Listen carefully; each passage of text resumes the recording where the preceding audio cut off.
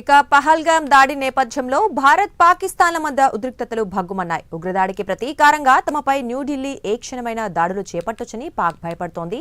ఈ క్రమంలోనే తాజాగా కీలక నిర్ణయం తీసుకుంది. పాక్ నిఘా సంస్థ ISI chief lieutenant general Mohammad Asim Malik కు కీలక బాధ్యతలు అప్పగించింది. ఆయన్ను జాతీయ భద్రతా సలహాదారుగా నియమిస్తున్నట్లు ప్రకటించింది. ఆసిమ్ మాలిక్ కు ఎన్ఎస్ఏ చీఫ్ గా అదనపు బాధ్యతలు అప్పగించినట్లు తెలుస్తోంది. Pak army general head quarters లో అడ్జుటెంట్ గా ఆసిమ్ మాలిక్ పనిచేశారు. పాక్ మాజీ ప్రధాని ఇమ్రాన్ ఖాన్ అరెస్ట్ సమయంలో మాలిక్ కీలకంగా వ్యవహరించారు. ఆసిమ్ మాలిక్ హయాంలోనే ఇమ్రాన్ ఖాన్ మద్దతుదారులపై ఆర్మీ అణచివేత ఘటనలు చోటు చేసుకున్నాయి. వాటికి ఇదే విషయం గురించి మరింత సమాచారం మా ఇన్పుట్ ఎడిటర్ రాజేందర్ అందిస్తారు. రాజేందర్, చెప్పండి. పాక్ మరి కొత్త చీఫ్ ని నియమించినట్లుగా తెలుస్తోంది. మరి దీనికి సంబంధించి వివరాలేంటి? ఉగ్రవ దాడి జరిగిన తర్వాత పాకిస్తాన్ బెడులో వణుకు పుడుతుందని స్పష్టంగా చెప్పవచ్చు. ఈ లక్ష్యంగానే వారు కూడా ఇప్పటికే అన్ని విధాలుగా ఖచ్చితంగా భారతదేశం పాక్ పై దాడి చేస్తుందనే అంచనాలో వాళ్ళు ఉన్నారు. ఈ నేపథ్యంలో వారు కూడా ఆ దేశానికి సంబంధించినటువంటి రక్షణ పరంగా తీసుకోవాల్సిన జాగ్రత్తలపై దృష్టి సారించేందుకు మనకు తెలుస్తుంది. మరోవైపు భారత్ నియంత్రణ రేఖ వెంబడి ఇప్పటికే కవ్వింపు చర్యలకు పాల్పడుతుంది. గత 4 రోజులుగా భారత్ బలగాలపై పాక్ బలగాలు దాడులు చేస్తున్నాయి. వాటిని మాత్రం మన బలగాలు సమర్థవంతంగా తిప్పికొడుతున్నాయి. ఈ నేపథ్యంలోనే అటు రక్షణ పరంగా తీసుకోవాల్సిన అంశాలపై ఇప్పటికే పాకిస్తాన్ సంబంధించి వారు కూడా దృష్టి సారించడం మనకు తెలుస్తుంది. ఖచ్చితంగా తమపై దాడి జరుగుతుంది అనేటువంటి ఒక అంచనాలు ఉన్న నేపథ్యంలో కొన్ని చర్యలు తీసుకున్నట్టు మనకు తెలుస్తుంది. దీంతో భాగంగానే ఇప్పటికే పాక్ నిఘా సంస్థ ఐఎస్ఐ చీఫ్ లెఫ్టినెంట్ జనరల్ గా మహమ్మద్ ఆసిమ్ మాలిక్ ఉన్నారు.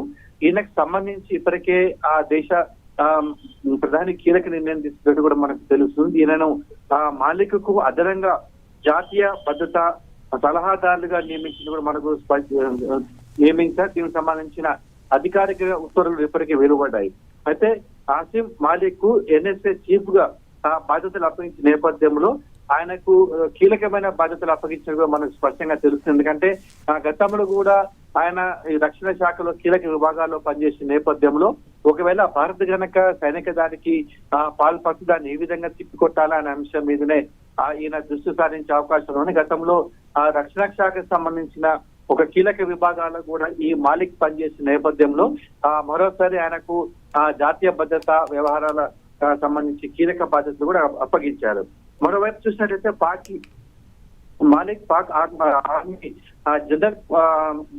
జనరల్ హెడ్ క్వార్టర్ లో అడ్జుటెంట్ గా పనిచేసిన నేపథ్యంలో రక్షణకు సంబంధించినటువంటి అన్ని కీలక విభాగాలు వాటి పనితీరు మొత్తం కూడా ఈయనకు సమగ్రంగా అవగాహన ఉన్న నేపథ్యంలో ఈయన సేవలు ఉపయోగించుకోవాలని ఆ దేశ నేతలు భావించిన నేపథ్యంలో ఆయనకు అదనంగా జాతీయ భద్రతా సలహాదారుగా నియమించినట్టు కూడా మనకు స్పష్టంగా తెలుస్తుంది.